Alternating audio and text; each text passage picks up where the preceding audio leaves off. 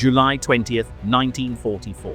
Only hours after German officers came within inches of killing Adolf Hitler at his fortified headquarters, the Führer appears in public. He meets Benito Mussolini, smiles for photographs, and projects invincibility to the outside world. Behind the scenes, however, Hitler orders the most ruthless purge the German military has ever seen. A manhunt driven not by justice, but by revenge. Among those marked for destruction is a general who once commanded hundreds of thousands of soldiers in Hitler's war machine. A man who helped build Germany's early victories and later paid for choosing his soldiers' lives over Hitler's delusions. His name was Erich Hoepner, and his execution was meant to be fast, humiliating, and unforgettable. Erich Kurt Richard Hoepner was born on September 14, 1886, in Frankfurt an der Oder, a Prussian city near the German-Polish border. 4 years later, his family moved to Berlin. There, the young Hoepner attended the Kaiserin Augusta Gymnasium, an elite school reserved for the sons of Germany's educated and military class. Discipline, hierarchy, and obedience shaped him early. In 1910, Hoepner married Irma Gabau, the daughter of a successful industrialist. Together they had 2 children, who would later suffer the consequences of their father's decisions. Seeking advancement, Hoepner enrolled at the Prussian War Academy in 1913, the most prestigious military institution in the German Empire. When the First World War erupted in July 1914, he deployed to the Western Front as a cavalry officer. Hoepner proved capable under fire. He rose to captain and earned the Iron Cross, first and second class. By the time the war ended in November 1918, Germany lay defeated, humiliated, and disarmed. The Weimar Republic replaced the empire. The German army was reduced to 100,000 men. Many officers were dismissed. Hoepner stayed. Remaining in the Reichswehr meant fewer positions, but faster promotion for those who survived the cuts. Hoepner advanced steadily. When Adolf Hitler seized power in 1933, the military expanded rapidly. By 1936, Hoepner was a major general. 2 years later, he commanded the 1st Light Division, a mechanized formation that would become part of Germany's panzer forces. In early 1938, the German military was shaken by scandal. War Minister Werner von Blomberg was forced out after marrying a woman deemed socially unacceptable. Days later, Army Commander-in-Chief Werner von Fritsch was removed on fabricated charges of homosexuality. Hitler exploited the chaos. He purged senior leadership, replaced professionals with loyalists, and placed the armed forces directly under his control. Hoepner watched with growing alarm as loyalty replaced competence. When the Sudeten crisis threatened war with Czechoslovakia, he joined a conservative resistance circle, later known as the Oster Conspiracy. The plan was simple. If Hitler launched a reckless war, military units would move against him. Hoepner's task was critical: advance on Berlin and secure key positions against the SS. The plan collapsed when Britain and France chose appeasement. The Munich Agreement handed Hitler the Sudetenland without a fight. The conspirators lost their justification.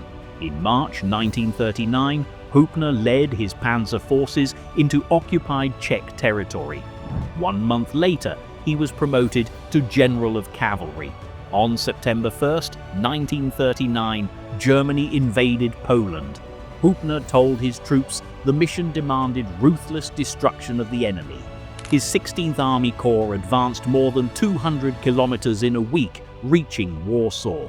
For his effectiveness, Hoepner received the Knight's Cross of the Iron Cross.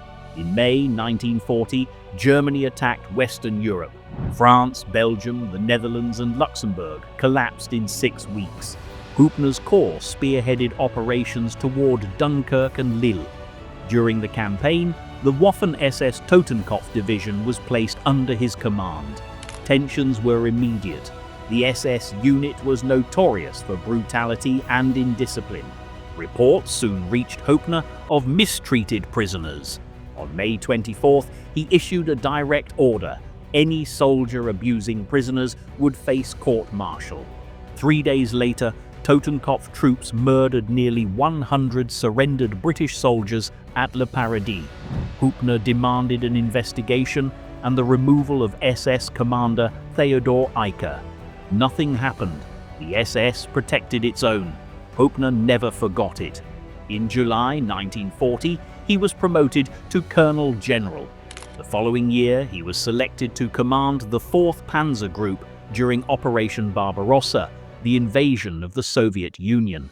His task was to drive toward Leningrad as part of Army Group North. Before the invasion, Hoepner issued a directive embracing the ideological war against Bolshevism. His forces enforced the Commissar Order, executing captured Soviet political officers. Between early July and mid-July 1941, his Panzer Group executed more than 100 commissars. Like other German commanders, Hoepner crossed lines he would later regret. Despite early success in the Baltic states, his forces lacked strength to take Leningrad. Hitler ordered a siege instead. In September, Hoepner was reassigned to Army Group Center for the drive on Moscow. Operation Typhoon began well. In October, his Panzer Group helped encircle Soviet forces at Vyazma. Then the weather turned. Rain, mud, and early snow slowed the advance. Vehicles broke down.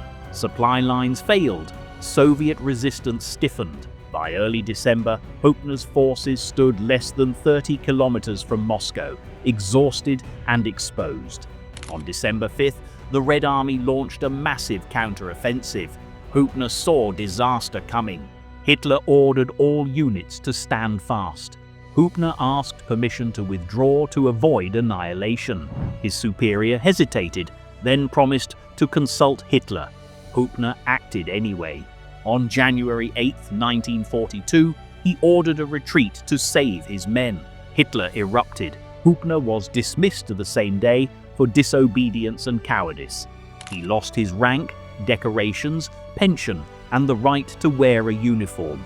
Later, Hoepner successfully challenged the loss of his pension in court, but his military career was finished. 2 years later, Germany was collapsing. On June 6, 1944, Allied forces landed in Normandy. Inside Germany, resistance to Hitler intensified. On July 20th, Colonel Klaus von Stauffenberg planted a bomb at Hitler's headquarters. It failed, Hitler survived, and he demanded blood. Hoepner was arrested at his home on July 21st. He was tortured, offered suicide. He refused. He demanded a trial. He was brought before the People's Court, presided over by Roland Freisler. The proceedings were a spectacle of humiliation. Hoepner was mocked, shouted down, denied dignity. Under collective punishment laws, his family was arrested. His wife and daughter were sent to Ravensbrück. His son was imprisoned elsewhere. On August 8, 1944, Freisler sentenced Erich Hoepner to death by hanging. By Hitler's direct order, the sentence was carried out the same day at Berlin Plötzensee prison. Hoepner was hanged with a thin rope and a meat hook. Death could take up to 20 minutes.